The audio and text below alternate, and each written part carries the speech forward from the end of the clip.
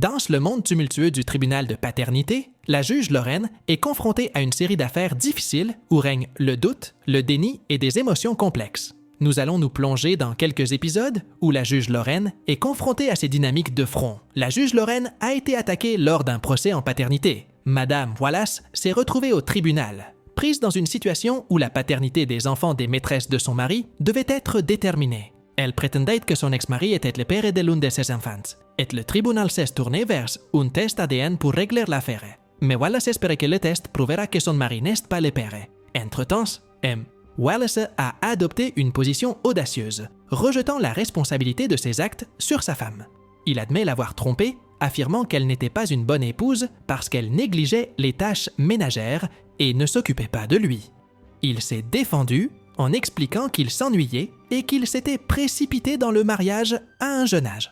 La procédure judiciaire n'a rien d'ordinaire. Le juge est confronté à une situation délicate, car plusieurs femmes sont mêlées aux affaires de cet homme, ce qui lui donne du fil à retordre.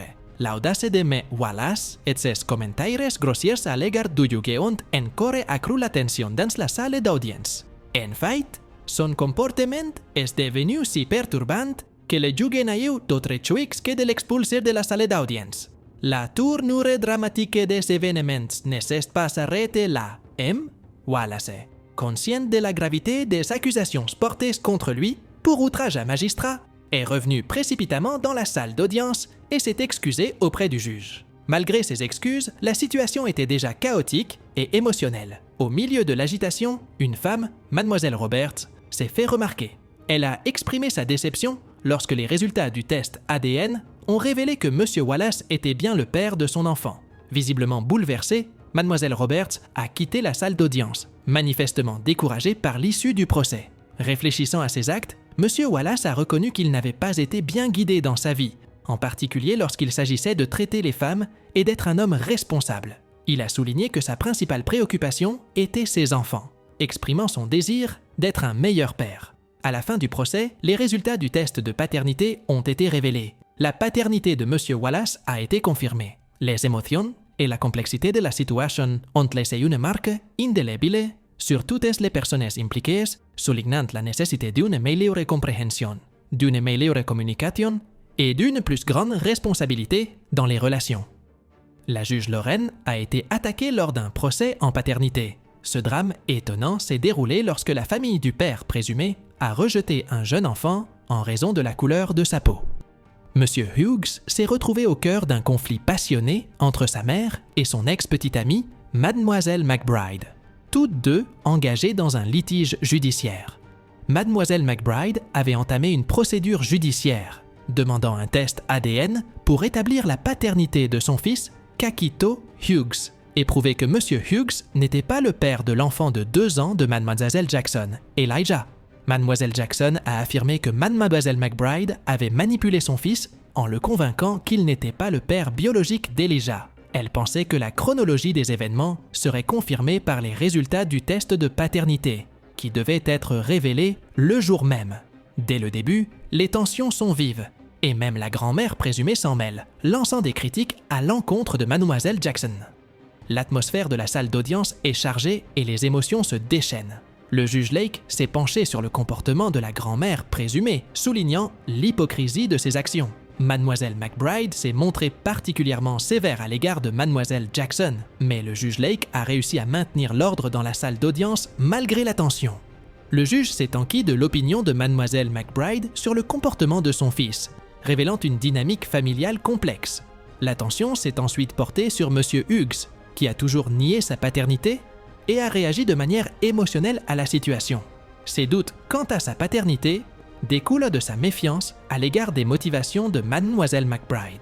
Le juge Lake était resté calme et a fait des observations perspicaces, reconnaissant les dynamiques sous-jacentes en jeu. Le juge a souligné que la frustration de Mademoiselle McBride n'était pas dirigée contre l'enfant, mais plutôt contre M. Hughes en raison de ses actions et de son comportement. 6. Responsabilité de la situation, selon le juge, incombe principalement à Mademoiselle McBride. Le conflit s'est encore aggravé lorsque le couple mère-fille a poursuivi ces échanges houleux, frustrant le juge. Des accusations ont été lancées et la dynamique familiale a été mise en lumière, le frère de Mademoiselle Jackson s'en mêlant. Malgré le chaos et les discussions animées, l'attention s'est portée sur l'enfant de 2 ans, Elijah Jackson, et sur la question de la paternité. La tension atteint son paroxysme lorsque les résultats du test de paternité sont annoncés. De manière surprenante, les résultats ont confirmé que M. Hughes était bien le père d'Elijah Jackson. La réaction des plaignants à ce résultat a été intense, leurs émotions occupant le devant de la scène. Le juge Lake a réussi à maintenir l'ordre et à annoncer la nouvelle de manière professionnelle, malgré les réactions tumultueuses dans la salle d'audience. La juge Lorraine a été attaquée lors d'un procès en paternité et M. Johnson s'est retrouvé au tribunal avec l'intention de réfuter une demande de paternité faite par Mademoiselle Owens. Elle a d'abord cru que M. Johnson était le père de son enfant. Mais des doutes sont apparus lorsque l'enfant a grandi et a commencé à ressembler à M. Tyson, un autre père potentiel qui est décédé depuis.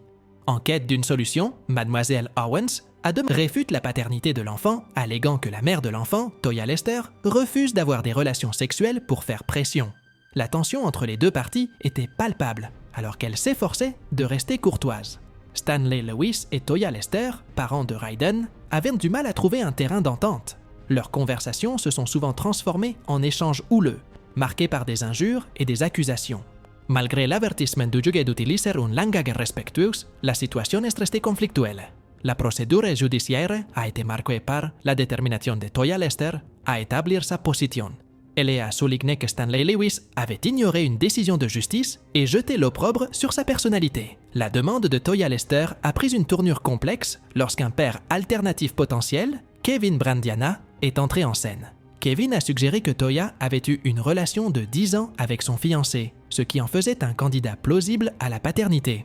Cette affirmation a suscité d'autres débats, Toya affirmant qu'elle avait eu des relations intimes à la fois avec Stanley et Kevin. Les explications de Toya Lester sont devenues de plus en plus alambiquées. Elle a tenté de justifier ses interactions avec les 2 hommes, admettant avoir eu une relation physique avec chacun d'eux à des moments différents. L'atmosphère de la salle d'audience est devenue tendue alors que Toya tentait de naviguer dans sa propre histoire et ses relations.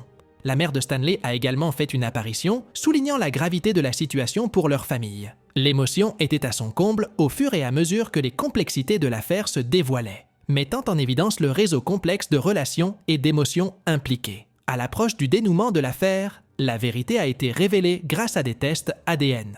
De manière surprenante, les résultats des tests ont montré que Stanley Lewis n'était pas le père biologique de Raiden. Cette révélation n'a pas marqué la fin des révélations. Toya Lester a admis connaître le véritable père biologique, un certain Desid Sharana. Ce moment lui a permis d'être honnête sur la situation, apportant un sentiment de résolution, bien que tardif.